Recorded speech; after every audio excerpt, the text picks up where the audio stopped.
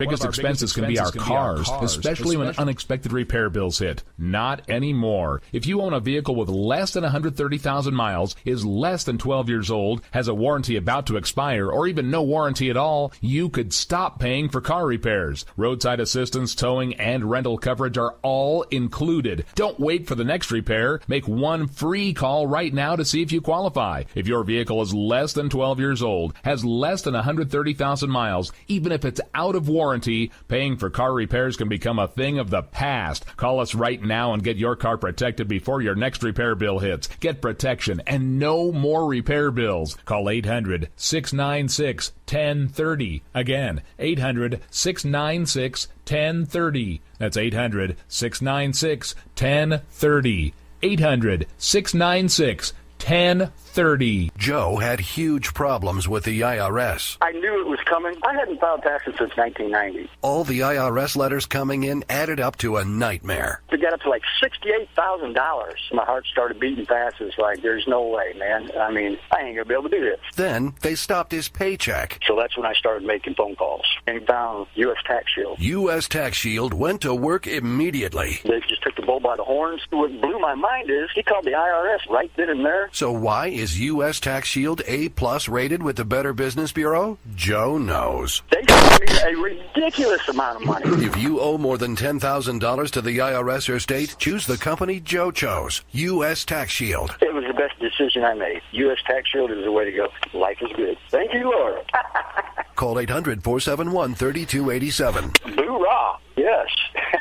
800-471-3287. 800-471-3287. Wake up, America. The biggest threat in those days were from factions seizing control of the governing apparatus and making decisions that were in their interests. Today, we call factions political parties. George Washington himself warned the nation about the dangers of factions in his farewell address. Office Hours. And welcome to Office Hours with Dr. Arrington. Good afternoon, Dr. Arrington. Wake up, America. I think I got something to say to you. I love the United States of America. I want you to love the United States of America, too.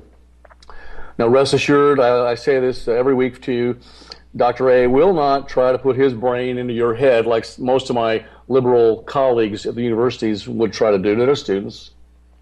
I will, however, motivate you to think and to use the analytical part of your brain that very few people in society want to use because it requires actual effort, it requires actual work. On the line with me is Lou Esposito. She is my producer, my sidekick, and as you know, I have given her the honorary tactical call sign of Wench because she doesn't take crap from anybody. Are you there, Lou? That's right. If you're bad enough to get a call sign, you know you don't take crap from anybody. I got to get a call sign from Miss Stacy and JD. I haven't figured one out yet, but I will. And they may not like it. You didn't like yours at first till I explained it to you. Do you remember that? Yeah, absolutely. You had to explain it to me. But, I mean, you know, it's coming from Vikings, you know, I kind of got it, but I just needed to make sure I knew where you were going with it. Yeah, well, how about Teen Angel? You like that one? Teen Angel. Can you hear me? That's not tough enough. Really, actually, but the funny thing is that it's very ironic considering you, and your personality, and it's pretty funny, and it's funny that I'm sure they were ribbing you when they gave you that call sign. You don't always get the call sign that you want, but you always get the call sign that they think you deserve for whatever reason. Naval aviators are historically highly caustic in a humorous sort of way, and you don't get to pick each other. Yeah, and you don't get to pick. No, and we have to do that so that because we go into combat, we put our lives into each other's hands and expect each other to protect us. It's called checking your six, watching your six. I've told you that several times. I have to watch your six and Stacy and JD's six, Jared, all these guys all the time on Twitter because these people go berserk on you. I don't get to go on Twitter all that much, but when I go on, it's very humorous for me. It's funny, I think, but I know you don't think it's funny.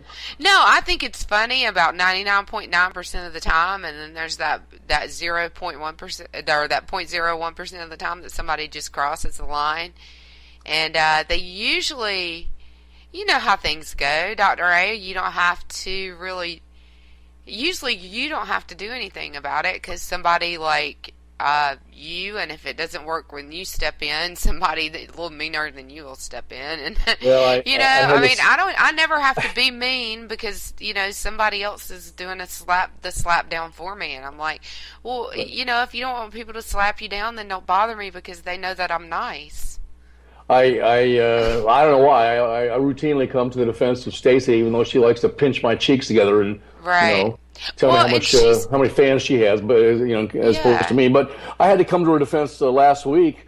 Some knucklehead was just being rude and ugly. I mean, really, really ugly. And I can't do that. I can dress you down in a gentlemanly sort of way, but I can't be ugly. But I told the guy to leave her alone, and you don't want me, Dr. A, on your bad side, or to get involved in this. And he started with the ugliest tirade against me. I blamed you, and this guy named Hammy, but claiming I was twice convicted of fraud for being a military stolen valor.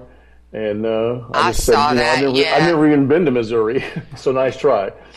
But right. Well, he goes into the category of people that just are vile and just do that to people, and we don't know they're not Putin's agents. We went through that a few weeks ago. Putin's got these people out there that are trying to attack us as well to try to dumb us down. The one that you're talking about is one that I actually called a Putin troll. I'm still not convinced that he wasn't, but I mean, I don't know. Friends like Hammy don't like to see veterans be called not veterans, but right. Well, I can say I told Polita Bunny this morning. I can say I'm a duck on Twitter, but I'm not. Is that the woman on Facebook who she's got a chainsaw? She's a bunny with a chainsaw. Her name is Foo or something. Yeah, the Foo. Yeah, I follow her every now and then. She gets a lot more people coming at her than you guys do. She really attracts them bad. Yeah. But we were talking about Putin. You know what? Dr. A would love to sit down with Vladimir Putin, have a beer or a cup of coffee, whatever, just shoot the breeze. I can't say that about the guy in the White House right now. The Islamo communist in the White House to have a drink. I wouldn't sit down with him. Vladimir would never sit down with you, Dr. A. Well, he's not at all interested. Charming. I might be able to charm him into a sit down. You never know. Hey, you know what? We were talking last week, and we got this series going about presidential powers and the paradoxes of that office.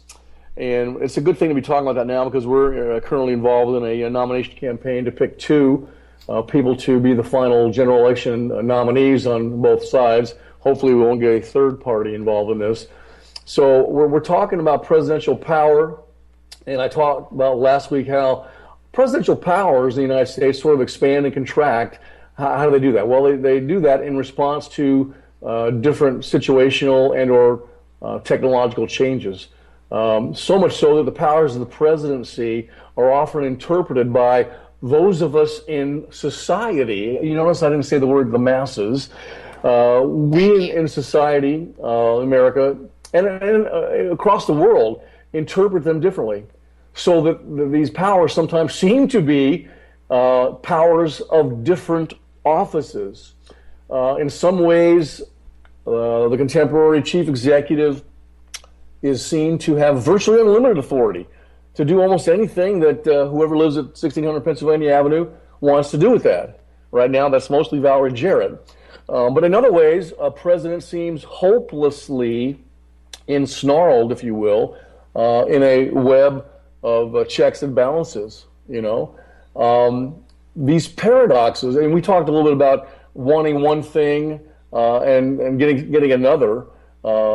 Some of these paradoxes, which we're going to go through, are cases of, how should I put this, expectations that are confused expectations. Some are cases of certain people wanting one kind of president at a certain time in history and wanting another kind of president at other times.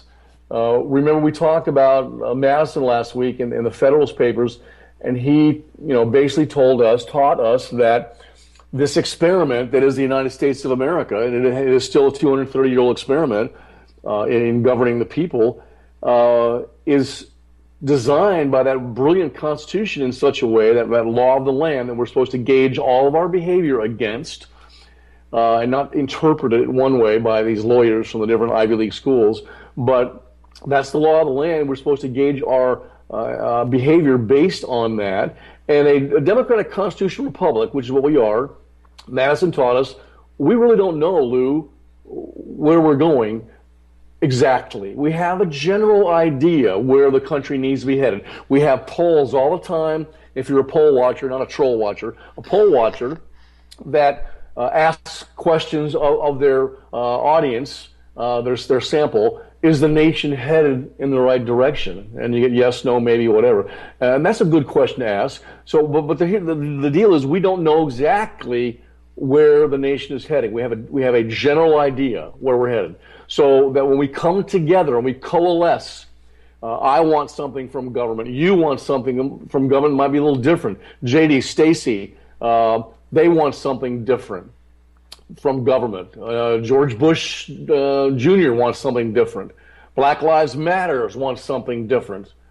Okay, the Hispanic caucus wants something different. So hopefully we can come together in a positive way, coalesce, and end up driving the nation in a direction that wasn't wholly unexpected, but it wasn't exactly what I want, it wasn't exactly what you want. The only ideologies that claim to know exactly where they're going, Lou, are totalitarian ideologies like communist Marxism, like Islam. They claimed to know exactly where they were going. In the case of Marxist history, it was an inevitable revolution where communism, the dictatorship of the proletariat, takes over the entire world. When that occurs, oppression ends, and that means that there's no more need for government, and then we all live together in this utopia that is Earth. And of course, Marxist experience and the history of Marxist communism is the exact opposite of that. Total oppression. You have to murder millions of your people to get them to give in and do what the government says you have to do. Same with Nazism. And you know what? When I think of Islam, I always tell you Islam is a totalitarian political ideology of total control, brutal control over human behavior and over human thought, simply masquerading as a religion. If you want to call it a religion, it is a religion of warfare constantly. But they claim to know exactly where we're going. They put it in our face all the time. Islam will rule the world. They just told Germany last week, we're taking over Germany. There's a little enclave in Germany. 102 people live in this little area, and they're going to put 750 Muslims, refugees, in that little enclave. What do you think that's going to do to that society?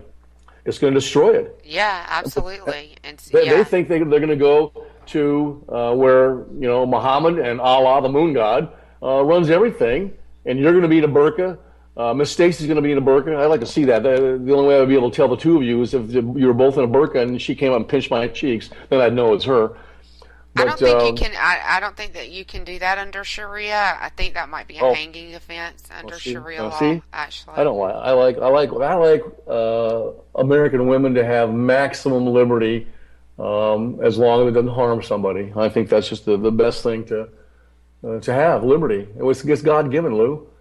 It gives us free. It gives us free will, and we do what we want to with it. Hopefully, we don't hurt anybody. And of course, that's from not a spiritual. Well, I guess it would be spiritual perspective as well, but it would. I mean, if you took it from a spiritual perspective, God didn't just give free will to Adam; He gave free will to Eve as well. And so we're. It's funny you say that because I blame all of our ills on Eve. Sure, it go was ahead. her fault that we are the way we are because she talked Adam into eating that apple when he shouldn't have been doing that. Well, he should have, busy watching TV or something. But he was talked into eating that apple by that woman that God gave us. Sure, that's your perception. That's your perception of it. But I think that if I remember the Bible correctly, it says that God pretty much put responsibility on both of them. So who am I to question?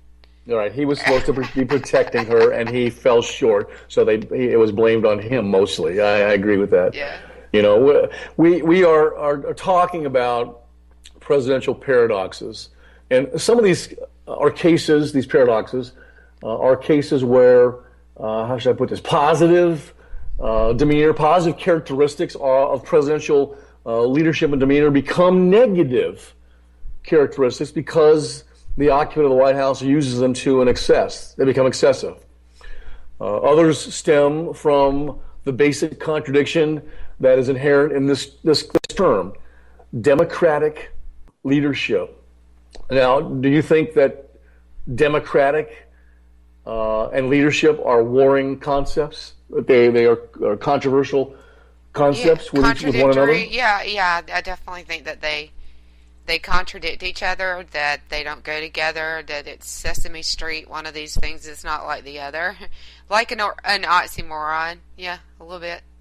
Well, whatever the source that we just talked about and have been talking about in this series on presidential politics and paradoxes, each of these sources has implications for presidential performance and how we as Americans and how people out in other countries, foreign countries, judge presidential success or failure. At one point in my class, I will tell the students to break out a piece of paper, and I want them to tell me who the greatest presidents of all time were. I want you to give me the top three. And then when we're done with that and analyze that, I tell them who's the worst three. And, you know, it also depends on your level of study, how much you've studied, how young you are. Because a lot of these kids, they don't even remember Reagan. They've only seen, you know, George Washington when they go, you know, pay for their, you know, their drink at the theater. So they don't really know who these people are. And one thing I tell them all the time, and I don't think I ever told you this, but as a political science professor, I get asked all the time to run for Congress. But I, Lou, am disgusted by politicians. Nothing is universal. I'm not disgusted with Ted Cruz. I'm not disgusted yet with the wannabe politician Donald Trump. I know that's going to make a couple of people unhappy with hearing that. I'm not going to say I'm going to support anybody just yet, but I get disgusted by most politicians. You want to know why? Because Machiavelli in The Prince advised all politicians to be liars and cheats in order to protect and to expand their political power. He lowered the moral standard for politicians so that when you're looking at a politician and they're on one hand kissing a baby, on the other hand, he or she isn't kissing that baby, they're stealing their lollipop. And that's what disgusts me about politicians. So I don't know that I could ever be a politician unless I was just so coerced into it or so about the situation that I had no choice but to offer my service and run. I think that's probably, you know, the kind of guy you want. Marcus Aurelius, when he was getting ready to die in that movie, The Gladiator, told Maximus, I want you to take over for me when I die and bring Rome back to the people and back to a democratic type of government. And would you accept this great offer, Maximus, that I've given to you? And he said, Maximus said, with all of my heart, no. And then Marcus Aurelius grabbed him and said, oh, Maximus, don't you realize that's why it must be you? So you got a guy that really doesn't seek political power, but it seeks him or her. And then I think that type of individual, when they got into those positions of power, wouldn't be a devotee of a Machiavellian type of power. They would make sure to keep one foot firmly planted in humility and surround themselves with people that are smarter than they are. But that's not what happens. And we've talked about this we've talked about this before on the show. That's not what happens because opportunists seek opportunity like water seeks the path of least resistance. Well, do you know what most Marxist dictators do? Most dictators do this. They purge the smartest people because those smart people, when they are compared to the dictator, make the dictator look like a dummy. That's why they get rid of those people, and a weed looks good amongst the weeds. Yes, and that's why they end up passing out one size of underwear in limited quantities. Yeah, so if I ever got elected, I would reach out to people like you and JD and Stacy, who I think are some of the smartest, most intellectually humorous people on the planet, and surround myself with you guys on the staff. Boy, that'd be one crazy congressional staff right there. Well, Washington didn't see us coming. You'd keep the semi-arrogant retired naval aviator, Dr. A, Teen Angel, humble. Right, like you often do, and that should be the case. Right. Here, let's look at the first. Do we have a break? Are we coming up on a break, or what? Yeah, let's go ahead and take a break. If you're about to get to that first paradox, when we come back, we'll get into that. So we will be right back. Wake up, Maggie, I think I got something to say to you. It's late September and I really should be back at school. This is JD. And this is Stacy. Join us Tuesday nights, 10 p.m. Eastern, for Game On. Remember, lock up the children and the old folks. Game On, the home of liberty conservatism. Where no one is safe, no one is spared. Not even the hosts. Oh, that was supposed to be a spin cycle. I'm sorry. Yeah, that's okay. We love you anyway. Right round, baby. Self-monitoring Ebola radio strikes again. Anyway. Anybody see the host monkey? Where's the host monkey? Where's the host monkey? For God's sake, I need an antidote. Just do your rant. Let's pop out of the segment. Find us on Twitter at JD and Stacy. You're listening to K98Talk.com. Well, I think it's time we ask ourselves if we still know the freedoms that were intended for us by the founding fathers. We lose freedom here. There's no place to escape to. This is the last stand on earth. We are today facing a full-fledged constitutional crisis. The answer is not a monarch from 1600 Pennsylvania Avenue. Whether we believe in our capacity for self-government or whether we abandon the American Revolution and confess that a little intellectual elite in a far distant capital can plan our lives for us better than we can plan them ourselves. You and I are told increasingly we have to choose between a left or right. Well, I'd like to suggest there is no such thing as a left or right. There's only an up or down.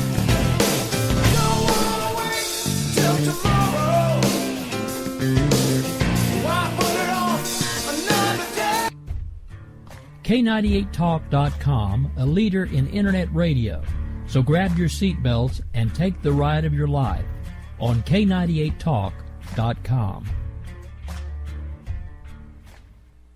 And we're back on Office Hours with Dr. A. Dr. A. I'm here, just listening to the promo there for Game On. I've come to the conclusion that Miss Stacy really makes JD sound extremely intelligent. I know he's intelligent, but the way she interacts with him just really lends much more credibility and intellect to him. Well, JD is such a comic. Right. JD's such a comic that you lose track of just how smart he is, and he is a very smart guy, and what impresses me about him is what he knows about John Locke, of course. I love John. Yeah, exactly. But she does make him, the comic, sound smarter because she is so smart. Well, you do the same with me. And that time that we had her on, we were talking about the Twitter trolls. I had both of you surrounding me on the radio show, so it made me sound so much smarter. Let's get into the paradoxes here of the presidency. Here's paradox number one from Dr. A. Americans demand powerful, popular presidential leadership that actually solves the nation's problems. Now, here's before we analyze that statement, that paradox, here's my problem-solving model. This works in anything you have that is a problem. Dr. A's problem-solving model. First, you have to identify the problem correctly. Then you have to create a solution, your solution to that problem. Then you have to mobilize your support. That's very difficult sometimes. People don't want to get on board with your identified problem or your manufactured solution. So mobilizing support is extremely difficult. But if you can do it, and Reagan was good at this, then you actually implement that solution. You where the rubber meets the road, you put that into the bureaucracy, and you actually put that out there, and you solve these problems at that level. Then you have to have feedback and reform. Part of the process is feedback. Hey, it's not working exactly like you thought it would work, and this is where the bureaucracy comes into play when they're doing their job honestly. But if you change it and you tweak it just a little bit, it'll work perfectly. Feedback and then reform. So it's a dialectic process, constantly changing, going back to identifying and creating and mobilizing, that sort of stuff. I was on. We had that balloon that it's actually called an aerostat. We had it on U.S. Customs, and it broke free of its mooring there in Maryland, and it headed towards Pennsylvania, and finally came down, floating around with the breeze there. And they had a couple of F-16s that were chasing it. And so I got several calls to be on different television shows. It was fun to do that. I guess my squadron mates are now teasing me in the Navy. I'm the CNN and Fox News' new blimp expert. That really hurts. See how mean they are? Can you see that? I'm their blimp expert. But it's an aerostat. And I was asked questions about the aerostat. How does it work? The different radars it has, acquisition radar, search radar, and then the fire control. And, one guy, Shep Smith, he wanted to really get controversial and say, I've read an article in the New York Times. It doesn't work. And I said, well, sir, let me tell you, U.S. Customs, they work big time, because we used to get 7,500 airplanes that cross the border in the United States from down south bringing drugs in. When we put those aerostats up, they stopped coming across the border. They would land short and then mule the drugs across. So you change their tactic in the war. And I told him the same thing. My son is an officer in the Army, Captain Ryan Arrington. He's been to Afghanistan, Iraq twice. He said, Dad, we love those aerostats because they protect the guys on the ground. They tell you what's coming at you. So they work, and they are going to be part of our integrated defense system in the United States. Do they have flaws? Yes, they do. If they work perfectly, will the enemy come up with a different tactic to beat them? Yes, they will. That's why it's a dialectic process, Lou. When you have a problem, you identify it, you solve it, you create a solution, you mobilize your support, you implement the solution, then you have feedback and reform, because they're going to change their tactic based on that new asset that you've deployed. And that's the way it actually works in society. He wanted to get real controversial, but I wouldn't go there. I only get controversial with you.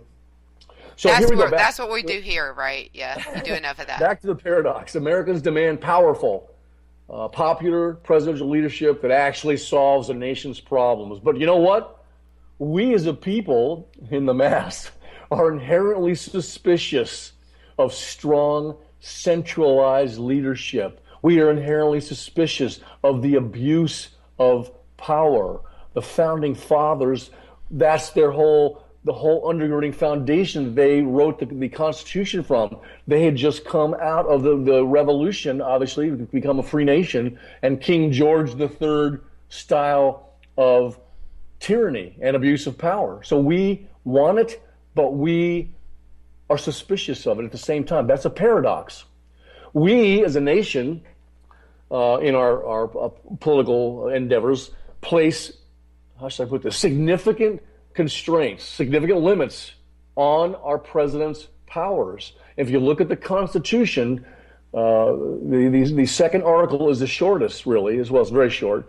And there's only a few enumerated powers written in there for the president to enjoy. But I always teach my students that the president's powers come not only from his enumerated powers, but come from the inherent powers of the office that each individual that occupied the White House sort of asserted the enumerated power, the inherent powers, and then said, hey, try and stop me. You know what? That's happening right now. And there's nobody, Wench, with any guts, except maybe Ted Cruz and Paul and Lee, some of these guys, that have the guts to stand up and stop this president from all of his abuses of power and his breaches of the Constitution. Or Mrs. Clinton, the same thing. Nobody has got the guts to stand up and stop this, because I think they're too entrenched in their own personal political power, and they don't want to rock their boat. They want to stay where they are, because you know what? They can't do anything else. And maybe they go be a lobbyist, but this is all they know. This was not designed to be there for a career like Mr. Lindsey Graham or like Jared's favorite, McCain, John McCain, my naval aviator brother. You're supposed to go in there for 2 terms and then leave. Let somebody else take over. But that's not what is happening in the United States, and we need to change that. I'm going to write an article on the case for term limits here coming up pretty soon. We may talk about that on the show. So here's the deal. We admire power as human beings, but we fear power. We love to unload responsibilities on our leaders, but we intensely disliked being bossed around. When I talk to my students the first day of class, I say to them, students, what does the term govern mean? And they kind of look at me and they just talk amongst themselves. To govern means to control. And nobody likes to be controlled. No rational thinking human being likes to be controlled. And so what I will do is do an example for them, and I'll pick somebody in the front of the class, and I say, you, boy, kid, you're wearing red. I hate red. Get out of my class. You, girl, blonde girl, I want you to come up and sit by me because you have nice smelling perfume. Well, then did you explain to them that that's how communist countries do it? Oh, well, I have to explain that when they take it. We get into communism a little bit when we talk about the presidency or basic government, but I teach a course on communism as well. It's called Marxist theory. But and then I pick one out and say, okay, you two, I don't like the look of you, but every time you come, I'm going to let you come to class at UCLA here, or Tulane, where I'm teaching. But every time you come into class, you got to hand me $20. That's your student tax. And they look at me like I'm crazy, but then they get the point. The point is nobody likes to be bossed around. Nobody likes to be controlled. But we allow it to a certain degree because we get benefits. We get some benefits from government. We get hopefully protection. And that mantra seems to be lacking right now with what's happening to our brother law enforcement officers who, 99% of them are great men and women, and there's some knuckleheads, I got to tell you that. But most of them, they are there to protect the public from harm. I'd say 99.5. And you and I have both worked professionally, probably, with law enforcement. Right. Yeah. Most of them are really great people who really care. I love them. We don't like being bossed around. As a people, we expect impressive leadership from presidents. But we simultaneously, again, to reiterate, impose restrictions on them. What kind of restrictions? Political, cultural, constitutional limits on them. So what you're saying is over time that we've really kind of created the paradoxes with the presidency. I mean, I know that you said that anything that happens in society you can blame on the masses because we allow it to occur. We want to be led, but we only go where we allow them to lead us. And the problem is, and here's my next drinking term that I made up. The problem is there's too many people in society today that are mind raped. You want to call it brainwash? That's fine. I call it mind rape because I say your mind's been stolen from you. You had no choice. It was stolen from you by cultural Marxist professors who made you believe lies were the truth and made you believe that the truth were lies. They have been mind raped. I have a lot of friends from church that tell me, Randy, we don't like to hear you use that term because it's offensive. I said, bingo. I want to be offensive when I'm talking about that. I want to create controversy. I can't stay you can't either. I can't stay on the sidelines and watch while the United States is being fundamentally transformed by this individual named Barack Hussein Obama, Hillary Clinton, I call her Mrs. Clinton, and all the rest of those sycophants that are cultural Marxists. I've lost squadron mates because they said, Teen Angel, we beat the communists back in 1991. Yeah, but they're still here. It's more prevalent now than ever. They are under the radar. Mr. Putin is in your backyard, dude. And they don't get it, Lou. You know this from experience with some of those Putin Twitter trolls, do you not? I know it from experience from the trolls. I've had experience with those trolls. I'm having experience with another interesting set of trolls right now that some people tell me might be connected to those Putin trolls, and the Putin trolls are definitely connected to not just journalists in the States, but blogs that belong to major media outlets in the States. Yeah. How they got in, I still don't know. Smarter people than me are looking into that. Well, we'll have to.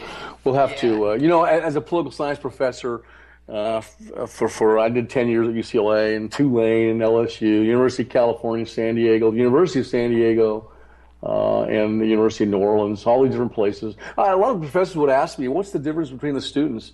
And I said, "Well, the top students at UCLA or Tulane are no better or worse than the ones at the University of New Orleans. They're all outstanding."